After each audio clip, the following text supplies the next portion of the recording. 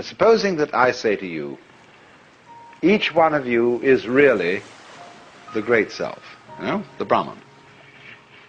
And you say, well, all you've said up till now makes me fairly sympathetic to this intellectually, but I don't really feel it. What must I do to feel it really? My answer to you is this. You ask me that question because you don't want to feel it really. You're frightened of it. And therefore what you're going to do is you're going to get a method of practice so that you can put it off. So that I can say, well, I can be a long time on the way getting this thing. And then maybe I'll be worthy of it after I have suffered enough. See, because we are brought up in a social scheme whereby we have to deserve what we get. And the price that one pays for all good things is suffering. But all of that is precisely postponement, because one is afraid here and now to see it.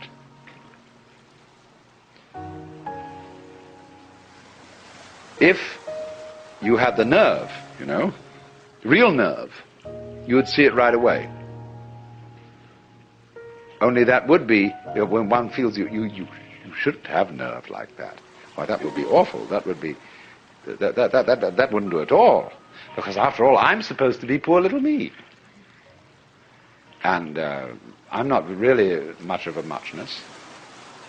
And I'm playing the role of being poor little me. And therefore, in order to be something great, like a Buddha or a Jivan Mukta, one liberated in this life, I ought to suffer for it. So you can suffer for it. There are all kinds of ways invented for you to do this. And you can discipline yourself, and you can gain control of your mind, and you can do all sorts of extraordinary things. I mean, you can drink water in through your rectum and do the most fantastic things. But that's just like being able to run the 100 yards in 9 seconds, or push a peanut up Mount Tamalpais with your nose, or any other kind of accomplishment you want to engage in. There's absolutely nothing to do with the realization of the self. The realization of the self fundamentally depends on coming off it. The sort of, when we say to people who put on some kind of an act and say, oh, come off it. And some people can come off it. They laugh and say, they suddenly realize, they were making fools of themselves, and they laugh at themselves and they come off it.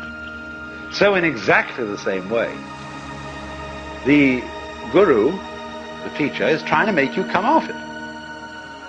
Now, if he finds he can't make you come off it, he's going to put you through all these exercises, so that you, at the last time, when you've got enough discipline, and enough suffering, and enough frustration, you'll give it all up and realize you were there for the beginning and there was nothing to realize. But the guru is very clever. He says, all right, if this is the way you have to go, this is the way you have to go. You asked for it. You came to me, I didn't invite you, you see, the guru says. You came to me and said, I want to learn yoga. Well, he said, yoga is union. You're tattvamasi, you're that. Well, no, you say, I'm sorry, I don't understand that, because I only get it intellectually, I don't feel it. Oh, he says, you're one of those. So I see, I've got to satisfy you. The customer is always right. No? I've got to give you all this work to do, because you can't see directly that this is so. But he's looking at you in a funny way, you see. The guru is always saying to you, what are you doing? What's your game?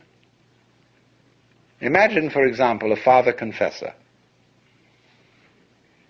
and you feel terribly guilty that you've committed murders and robberies and adulteries and fornications and all kinds of arson and injury to people and financial shenanigans. And you go to this man and say, I am a terrible sinner. He says, really? He said, I have murdered somebody. He says, how many times? And you think, oh, good Lord, this man doesn't realize how awful I am. And you recite all these things. He's perfectly calm. And then you say to him, well, you don't seem to be very shocked. He said, you haven't confessed any serious sins. He said, what do you mean by a serious sin? Well, he said, what do you think? Well, I don't know. I just feel wrong. I just feel there's something in the basis of me that tells me that I am not what I ought to be. Could it be that I'm spiritually proud? That I'm egocentric? He says, no, this is not. This is very usual. This is quite ordinary sin. But he says, you are guilty of something really terrible. And what could that be? Well, I have no idea. Now he says, come on. Go deeper. What is the real sin you've committed? You think, what, me? I, little me, could do something worse than murder, worse than spiritual pride? Just little me? I mean, I'm a reasonably well-intentioned person.